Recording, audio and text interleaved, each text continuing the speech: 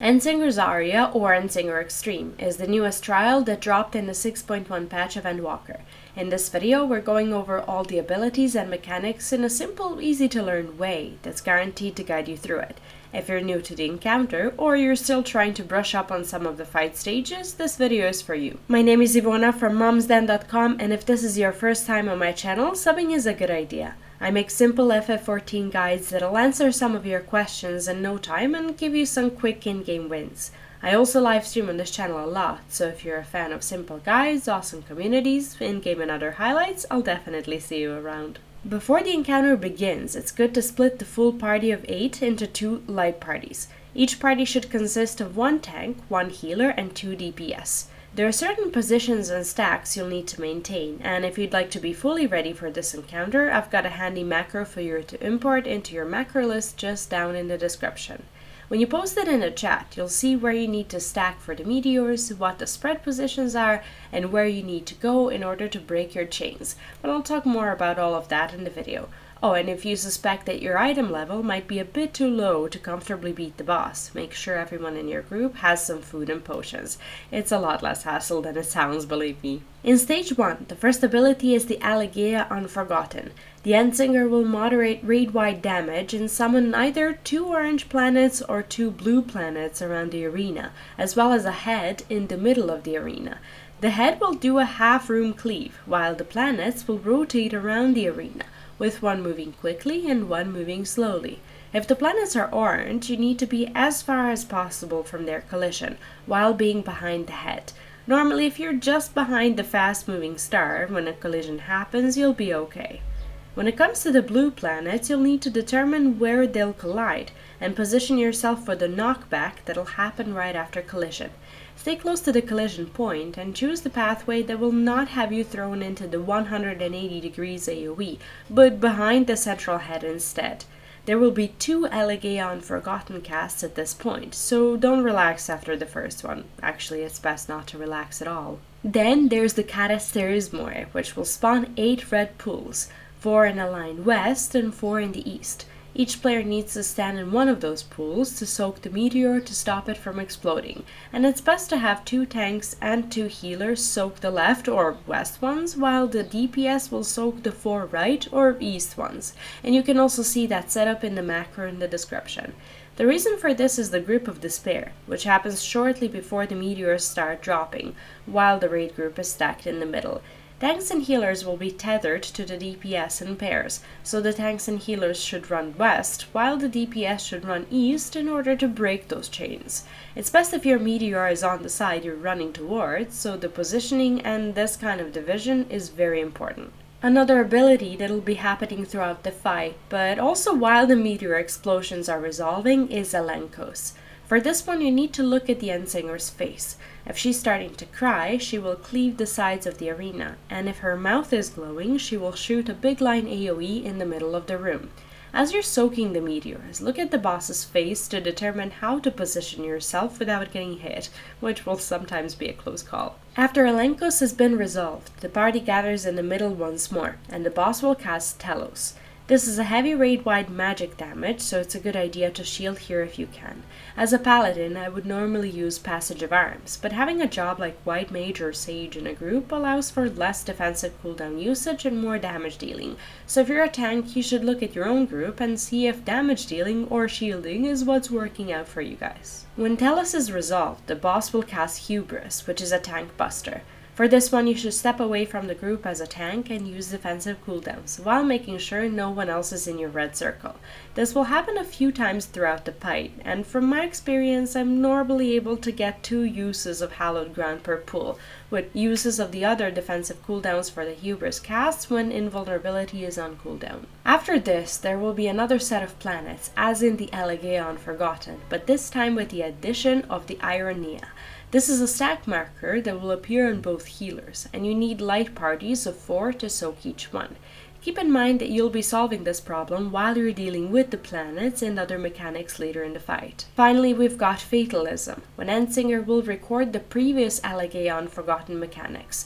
Those recorded mechanics will happen quickly, one after the other, so you would do well to remember what's been going on, as she will rewind them, so you'll deal with the last resolved planet collision once more first, followed by the first one that happened. Immediately after this, the boss will cast Elenkos again, so make sure to look at her face and avoid the coming AoE if in any way possible. The second phase begins, and with it, a new set of Endsinger's abilities. The first one is Twin Song Aria, which will summon 5 heads around the arena, with one being in the middle, while the others are intercardinal. The middle head will perform a 180-degree cleave like before, and all the other ones will have donut AoE rings around them. You need to stand in a safe spot, as the Aporia Unforgotten, which is the name of the heads performing their mechanics, will happen 3 times, rotating clockwise each time. The safe spot will be within one of the donut rings, and that's always the one behind the middle head. After the first attack happens, keep rotating 90 degrees clockwise and always stay behind the middle head, but within the donut rings. Finally, the Endsinger will cast Theological Fatalism. Each head will get 1, 2, or 3 rings floating around them, which indicates which previous Aporia Unforgotten mechanic the head will perform. For example, if the first Aporia cleaved the east side of the arena, and the head has 3 rings around them, the middle head rewinds 3 times and cleaves that same side of the arena again. The head with 2 rings will perform the second mechanic, while the head with only 1 ring will only rewind once and will perform the last Aporia. In order to find a safe spot, you need to remember which heads had the donut rings during the last Aporia attack, then determine where the middle head is going to cleave. If there's only 1 ring on the head, it will cleave where it's facing.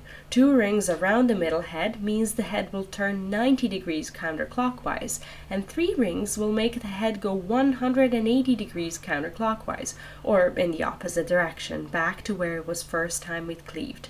So once you know which side isn't going to get cleaved, then use the process of elimination to determine which of the 2 side heads on the safe cleave side of the room is the safe one.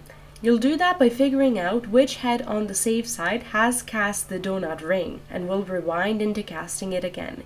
If this sounds a little bit too complicated, well, there's probably going to be someone in your group leading you, so try to rely on other people's signals and follow them until you get the hang of this. Once this has been resolved, the boss will immediately cast Ironia and Elenkos, as if you haven't had enough to do already. So as you're stacking with your healer in the light party again, watch out for whether the boss is crying or vomiting light, and determine where to stand in order to not be picked up by purple hands on the ground. The tanks will have another hubris to go through, so after going through that, Endsinger will enter phase 3. In the new phase, the first ability is the Despair Unforgotten. This is the stage you'll need to remember the 3 abilities you're targeted with, as well as their order. If you happen to have a pink donut ring around your head, you'll need to stay in the middle of the room. If you get a stack marker, you also need to stay in the middle and stack with the other people standing there. If you have a giant pink circle around you, you need to take it out to your assigned spot on the edge of the arena, and if this happens, everyone will get affected by the same debuff, and will have the pink circle around them too, so spread out carefully. The same goes if you have the 3 white arrows that form a triangle above your head. You need to stand at the edge of the arena as well. So let's do an example of this. Let's say you get afflicted by the donut, then the pink circle, and then the arrows. This ability will be followed by the Theological Fatalism once again, putting a ring around the players this time. So if you have 1 ring around you, you'll have arrows again. If you have 2 rings around you, you'll have the pink circle again, and if you have 3 rings, you'll have the donut debuff again. After the fatalism is resolved, Telomania will happen, which is nothing but a series of 5 hits to heal through. If you're a paladin and you sense that your group will have enough damage to finish the fight, here you may want to use the Passage of Arms to protect your group. If you're another kind of tank or a healer, well, you know what you need to do. Can't really help you there. In phase 4, the first thing you'll encounter is the Endsinger Aria. This ability summons 6 heads around the arena, 3 on one side and 3 on the other. Right after that, she casts Endsong, when Endsinger will summon 4 rings floating to 1 head each. When the ring touches the head, it forms a point-blank AoE around that same head. those same rings will continue to move around the heads 3 times, and it is your job to avoid these AoEs and find the safe spots. The way to do this is to find the heads that the rings are not floating towards and stand next to them. Once this is resolved, the boss will cast Telenkos, the AoE coming from Endsinger's face, Telos, the raid-wide damage, and Hubris, the tank buster. Then the Endsinger will do the planet thing again, followed by the healer stack, and she'll record these events. What you need to do is split into light parties after the knockback or dodge and save your healers. Fatalism will then be cast 2 times in a row, with opposite intercardinals with the same type of planet being tethered each time. This means that players will know exactly which mechanics will happen and in what sequence based on the last Elegion forgotten. If the boss tethered the same intercardinal as the final collision event, it will be that type of planet, and if it did not tether that intercardinal, it is the opposite type of star. These events will happen very quickly, so make sure to dodge them. After the last collision event occurs, the Endsinger will summon the pools where you need to soak the meteors again, and she'll cast Elenkos, the AoE. There are no tethers during this point, so quickly run to your assigned red pool and stand on the correct side of it to dodge the line AoE based on Endsinger's face. She will then cast Telomania and transition into the final phase. In Phase 5, there are no new mechanics, however she will cast all the previously seen things in order. Twin Song Zaparoia, Irania with Elenkos, Hubris, Endsong Zaparoia, Elenkos, Telos, 2 sets of Fatalism, and Telos. All you need to do is know how to counter all these at this point, as there are no surprises left. Oh, and hit the boss as hard as you can, as you are on the clock. After about 11 minutes into the fight, Endsinger will cast the final Fatalism.